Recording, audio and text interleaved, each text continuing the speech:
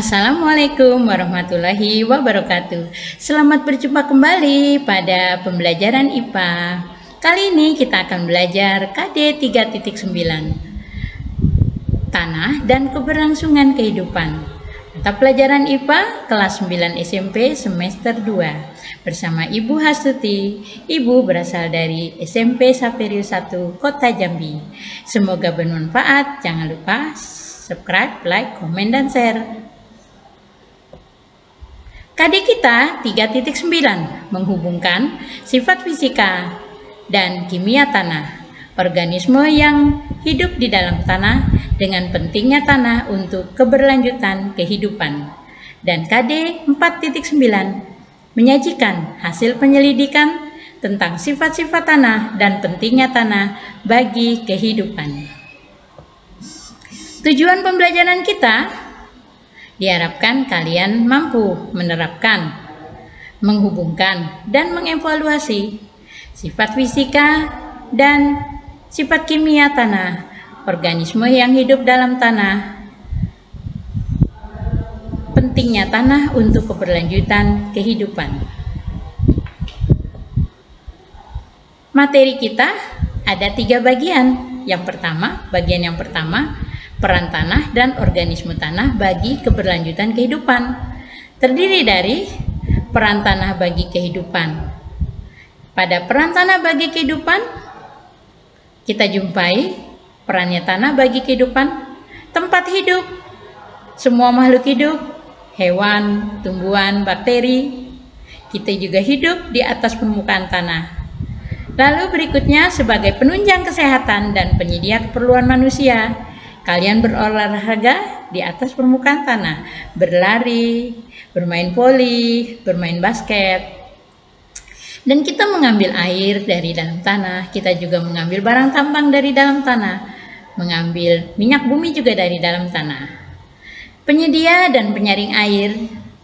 Air merupakan sumber kehidupan juga. Sebagian besar tubuh kita terdiri dari air.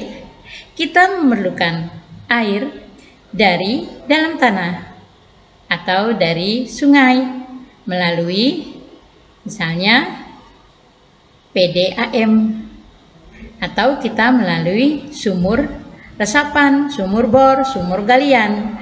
Dan karena adanya tanah juga air menjadi jernih. Berikutnya peran tanah bagi kehidupan, peran organisme tanah. Yang kedua, peran organisme tanah, ada yang sebagai dekomposer, bakteri dan jamur. Kita tahu dengan adanya dekomposer, maka terjadilah penguraian dari sisa-sisa bahan organik menjadi anorganik.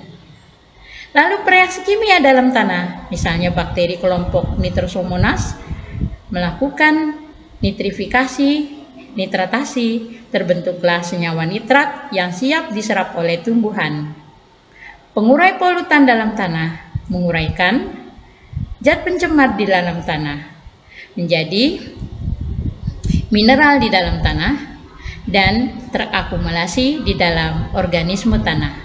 Pencegah penyakit tanah. Banyak penyakit yang dibawa oleh organisme di dalam tanah, dibawa oleh amuba, dibawa oleh cacing. Memberi pengaruh pada tekstur tanah.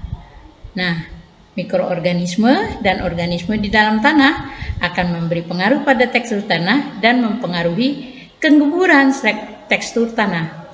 Nah, kita lihat pada tekstur tanah ada tanah liat. Tanah liat itu sendiri ada liat berdebu, liat berpasir. Lalu lempung liat berdebu, berpasir. Lalu tanah lempung berdebu, lempung berpasir. Nah, sifat tanah dipengaruhi oleh tekstur tanah. Nah, bagaimana terjadinya tekstur tanah? Kita lihat pada keterangan berikut. Partikel tanah itu akan direkatkan oleh sebuah perekat yang dihasilkan oleh mikroorganisme di dalam tanah yang berupa lendir. Ini akan menyatukan tanah dalam gumpalan-gumpalan. Nah, gumpalan inilah yang akan mempengaruhi tekstur tanah. Begitu juga jamur akan mempengaruhi pembentukan gumpalan di dalam tanah. Materi yang kedua, proses pembentukan tanah dan komponen penyusun tanah. Pada materi ini kita jumpai ada proses pembentukan tanah, lalu komponen tanah. Pada proses pembentukan tanah, tanah itu terbentuk dari peristiwa pelapukan secara fisika, secara kimia, dan biologis. Secara fisika karena cuaca, hujan, suhu, karena kimia, reaksi kimia, dan biologis karena mikroorganisme. Tanah merupakan campuran dari batuan yang telah lapuk, penguraian bahan organik, mineral air, dan udara. Berikutnya komponen tanah, ada batuan, ada udara, ada humus, air, mineral, dan komponen organik. Lalu upaya menjaga kelestarian, ini materi yang ketiga. Mulai dari mengelola tanah, menggunakan tanaman penutup untuk mencegah erosi, mengurangi penggunaan pupuk kimia dengan keseimbangan antara pupuk organik dan pupuk kimia. Lalu pengolahan tanah untuk monokultur dengan pergiliran jenis tanaman yang ditanam. Lalu daur ulang sampah dengan prinsip menggunakan kembali, reuse, lalu mendaur ulang, recycle, lalu memperbaiki, repair. Nah, kita lihat bagaimana lapisan-lapisan tanah. Ada horizon A, horizon B, horizon C, dan horizon D. Pada horizon A, itu lapisan yang teratas. Lalu, terdiri dari campuran batuan dengan berbagai tekstur, adanya organisme dan zat organik. Lalu horizon B,